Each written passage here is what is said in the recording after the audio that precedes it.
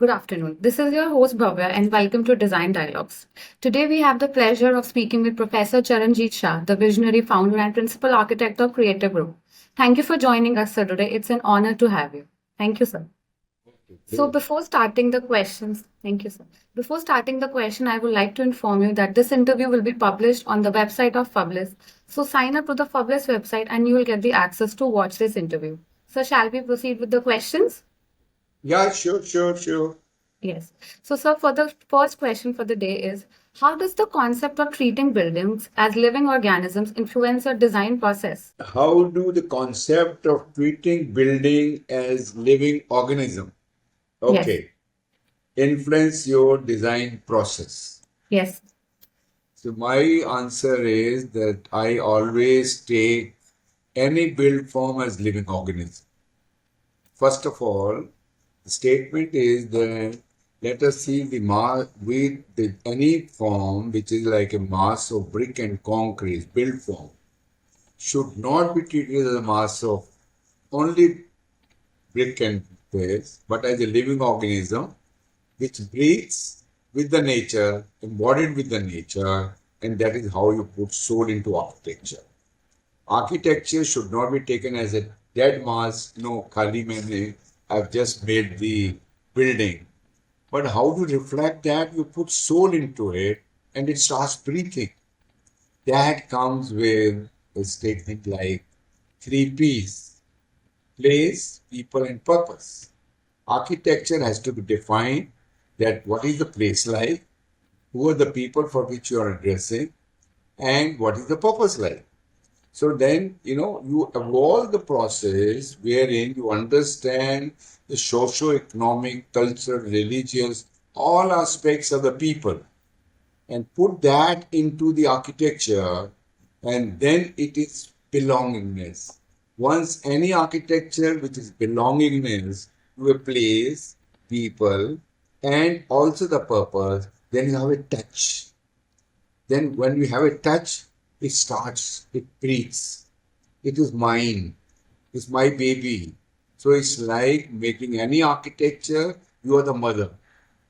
So mother means adoration, love.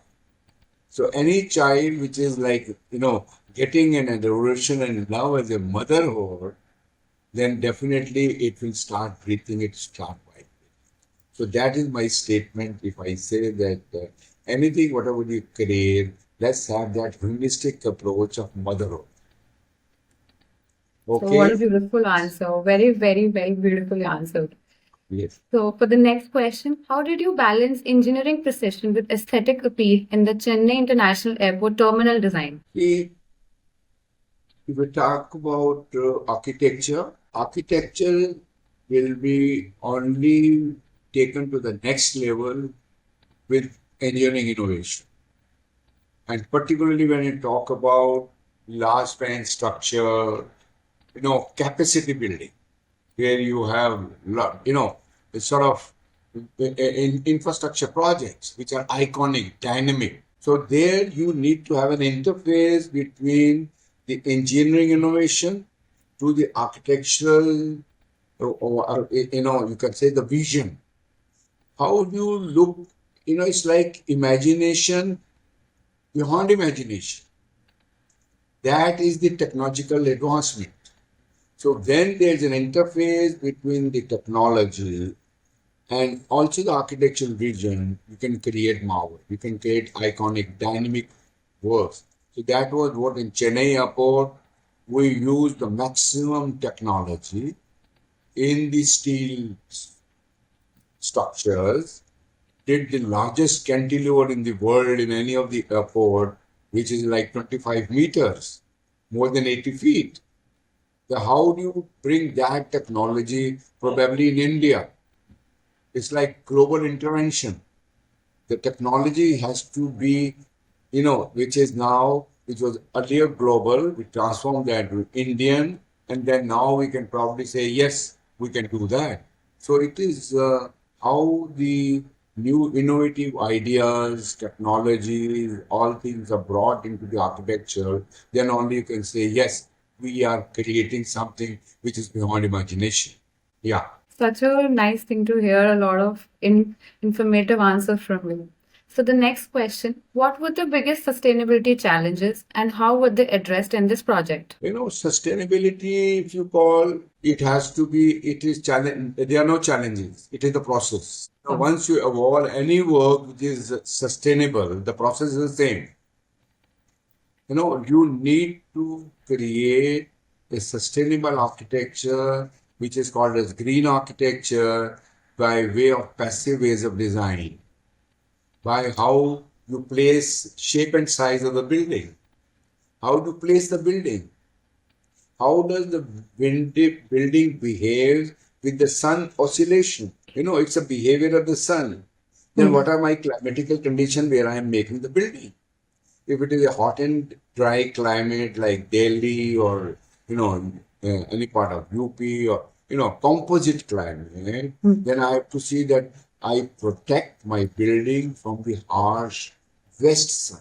I see that the harsh south sun is shaded because south is here vertical. So it is the oscillation of the sun by virtue of which you stimulate the building. You design the building, you say shape and size, shape of the window, size of the window, what are the overhangs, how the overhang comes, how the behavior. So every constituent of the building is like I am a big chef. I put those sort of constituents into making a dish. Similarly, an architect as a chief chef will try to make a dish which is constituent of many things put together and make it sustainable. Sustainable is a very wrong perceived word unless and it is practiced in your design. And once you practice in the design, then it's a process that you behave, you are into the natural behavior of the spaces.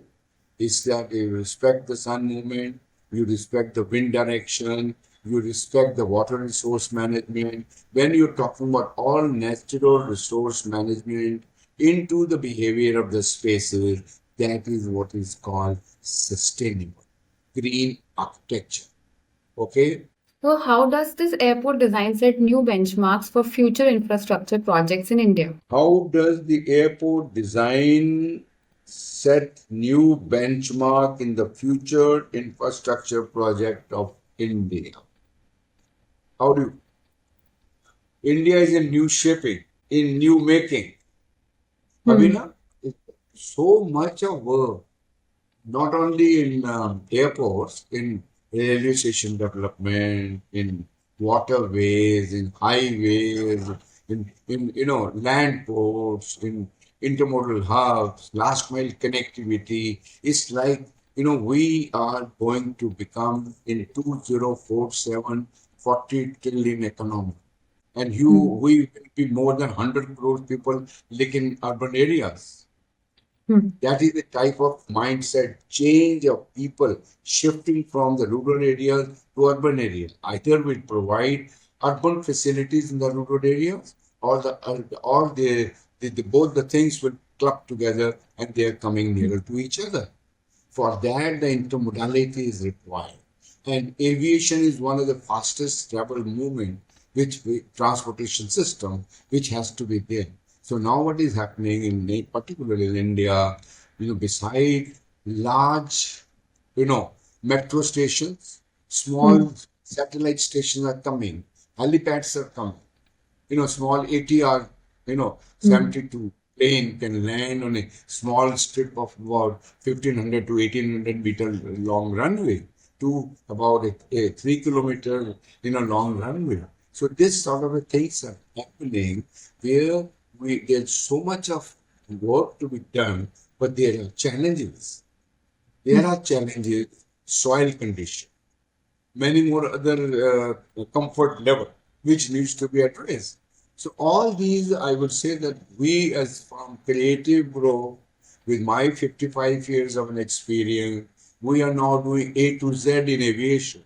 We know how the airspace work, what is the airspace conflict. We know about a requirement of an ATC tower. I know type of light, cat 1, cat 2, cat 3, how it is being addressed, how to make the master plan, how to create multiple runways, how to do the taxiways, how to make the apron design, how all these things are interwoven and you can create a master plan, the feasibility studies. So it's like today is the time when you need to look architecture beyond architecture, club together with the various engineering, professional, allied elements of applied architecture to Mm. create holistic development. So that is a big challenge. And I can proudly say that we are the only Indian guys, who are doing a corporate practice, and we have created more than 55 airports, green, brown airports, around the globe. So that is perhaps what is the intake. We now practically export from here the knowledge of the aviation. So we are Mm. not borrowing from outside world, but we are practically now distributing our integrated knowledge around the globe. So that is the capacity building which we have generated in the creative group with the legacy of 55 years of our practice.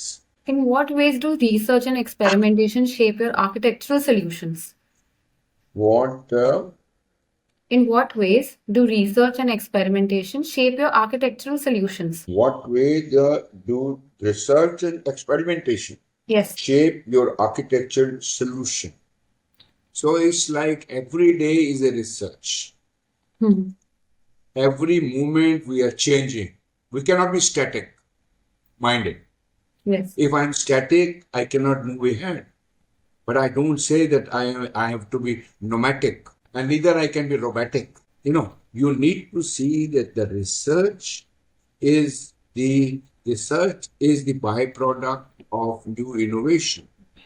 How do you see that your research is based on my knowledge, research is based on my functionality, research is based on my requirement and site. Sometimes we find some problem here and there, and I say, yes, I have to do this research. Then I do R&D. It's like research and development.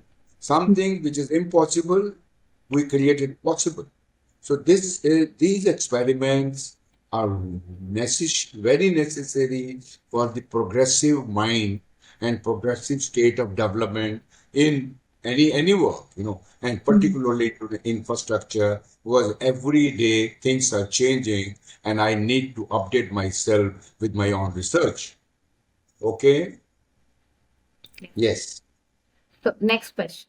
How did the avian inspired organic form influence both architectural design and passenger experience in the Swami Vivekananda Integrated Airport in Raipur? You know, an architect is very visionary and he wants to be very exclusive.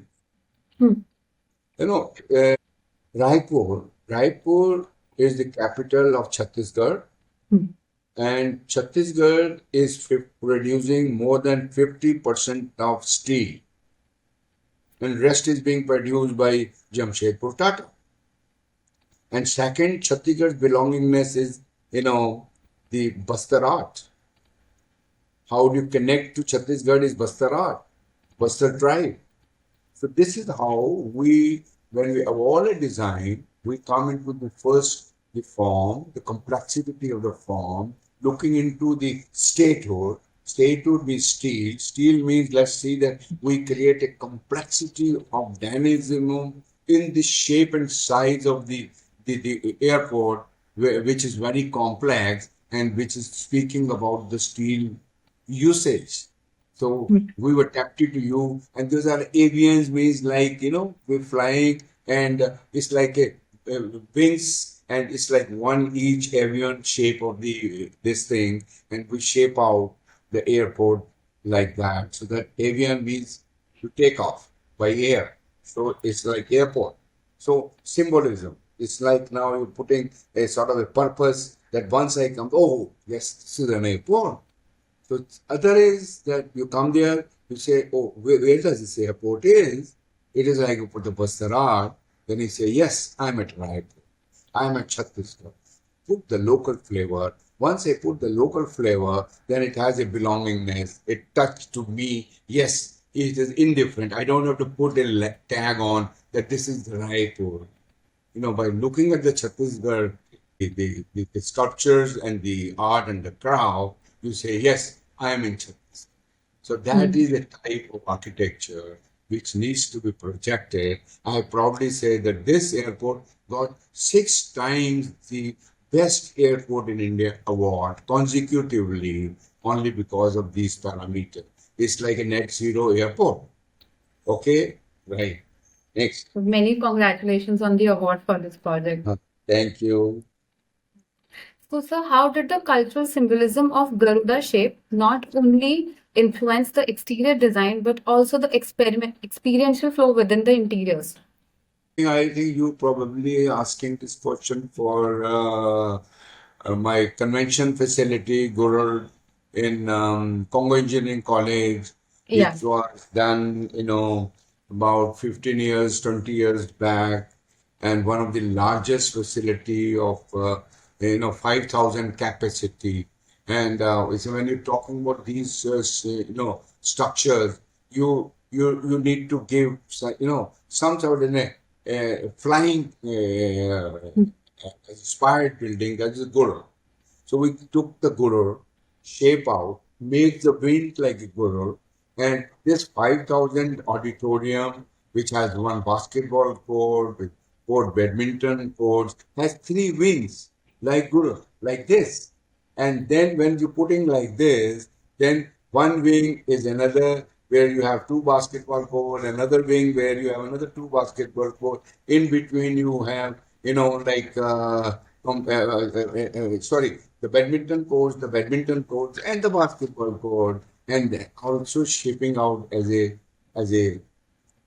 auditorium for 5,000 people to sit down.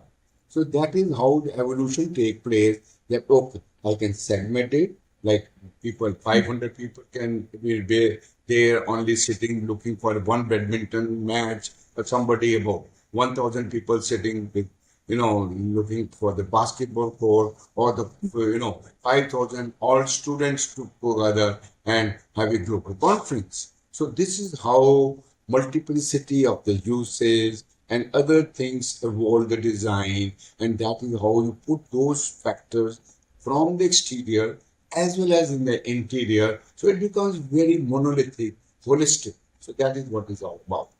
Next. What was the most innovative aspect of integrating sports and convention uses within the same building? Were there any compromises and how were they resolved in the Congo Convention Center? No, we just already talked Yeah. about Convention Yes. Center. What happens that sometimes these convention centers, they are in isolation only for a conference. There will not be many used, maybe it's like once a month, or twice a month, or something like that. But in case you're thinking that these are like multiple facilities with multiple purposes. Now, how do you see the convention hall can get converted into a sports arena? So it's from inside and outside. Outside we made the outside spaces made that which is abutting onto the stadium, and that becomes like a center flat space where the VIP and the dais comes. Inside, we have these facilities, multiple, 1,000 people, another 2,000 people, another 1,000 people, so that at one time there can be palladium sessions of one wing to another wing to third wing. So this is how you curtail even in air conditioning, energy saving, other saving, and also multiple facilities in an educational facility. So one has to see that any space which we design should have multiple usages. To use is optimize use. So that is what is required today. It is not always the capacity building, but it is how you create the facility which is optimized, which has many functionality. So then the same facility can be used every day, 24/7. So that is the type of thing which we are doing. Yes. So, next question. What performance metrics were used to ensure that the acoustic installation and lighting meet the national and international standards for the sports and events? These things are very essential. Acoustics, Without taking acoustics into consideration, I cannot talk about a place of 5,000 people. Today, if I even talk about a small seminar room with 100 people, there also I need the acoustics. So we do all that. Those things are an essential element of engineering. You cannot do without acoustics. You cannot do without insulation. So insulation has to be done. It's like minimizing heat gain and maximizing daylight into a building. So all these factors are essentially required to make the building sustainable. So these are not that I'm doing something cosmetics. These are fundamental elements of applied architecture, climatology, acoustics, illumination, insulation. All these factors that essentially need to be part of my design process. So not that I am applying, any intelligent architect would be fundamentally use these tools to create a good architecture. Okay, thank you. So let's proceed to the last question of the day. So what principles or philosophies have guided your design approach throughout your career, and how can young architects incorporate this in their journey? I would generally make this statement that it doesn't matter you do a micro work or you do a macro work. You can think of making a small house or think of making a airport building or a city. The process has to be the same. You need to understand that how do you respect the natural resource management. And we are humanistic. I need to sensitize all my building with my five senses. Understand? I need to sensitize my building with five senses so that it has the five virtues. It becomes humanistic. It has a touch of the five elements of the body.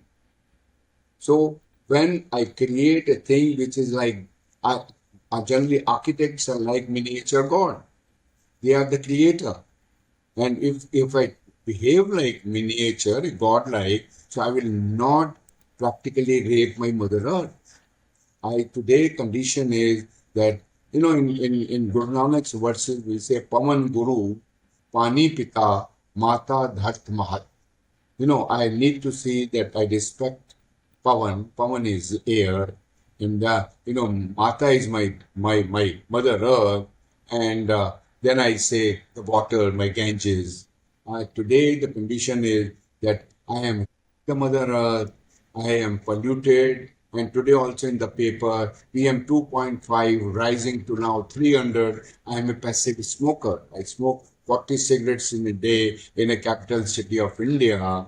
And then I say, oh, I'm doing sustainability. So we need to address these issues very sensitizing ourselves so that tomorrow what we create should be a touch of soul, a touch of nature. So I say it is sustainable. It has to be humanistic. It need not be absolutely robotic. Today we live in an artificial environment with artificial intelligence. We need to see what is the interface between the artificial intelligence, artificial environment versus the natural way of fundamental behavior of the life set. So life needs to be explored. And once I see that my life is like nature is life is nature, I adore nature, I love nature, I eat nature, I drink nature, and I am with the nature, that perhaps is the message to the student. Let's see how you create an architecture which is bounded and bonded with nature. And I say, yes, it is built mass, it's not a form of brick and concrete, but is a living organism which breathes, which is embodied with nature. And I say, yes, it is environment friendly. With that, I conclude. Okay, thank you very much. Thank you, Anything sir. else you Thank want you to so say? much for your precious time, sir. Very thank you so much. It was a Yeah. pleasure to have you here, and don't forget to sign up on the Publish website. And thank you, sir. Thank you so much for having me. Okay, thank you.